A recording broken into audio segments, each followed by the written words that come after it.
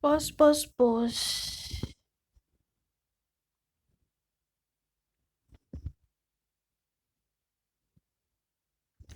Zay vita ny pôzipôzy toko daholo zanagasikara rehetrarehetra dia arabaina tonga sao ato amin'ny fandaharantsika tsy maintsy fandaharana tsara ihany omenanareo dia ny lataka misy frein ve ny lataka eny dia ho ataoko ilay sary elana tsiny raha ohatra ka somary hoe ratsiratsy ilay izy fa ho ataoko ilay lohana lataka zany no ataoko eto ity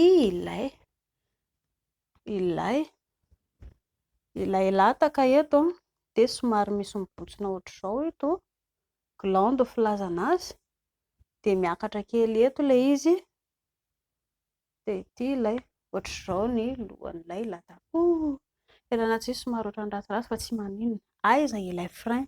ao ambany lataka ilay izy elahy zao raha mahita ohatr'izao tsy mahita anazy fa ato ambany apakaro ilay lataka elahy dia misy tsipika izay eo ambany eo nofo karazana ozatra izany ozatra ohatra ozatra hitanareo eto ambanin'ny lela eto izao misy ohatran'ny ozatra kely eto dia ohatr'izay koa ilay eo ambanin'ny lataka elahy apakaro ilay lataka elahy misy ozatra manao ohatran'ny misy ozatra tsipika kely ohatran'izao ao ambanin'ny lataka elahy ao ity ilay izy dia io no atao hoe frein inona ny asan'io frein io ny asan'io frein io zany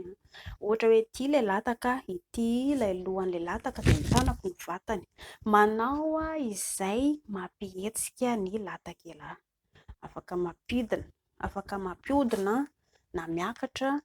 afaka mampiodina manao izay mampihetsiketsika ilay lataka elahy izay no asan'ilay frein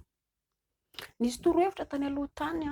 nazavaiko mahakasika ny hoe raha foy ny lataka elahy inona no tokony atao dia afaka manao an'izay exercice izany filazana azy ety ivelany ety izany elahy afaka manao an'izay zavatra izay hoe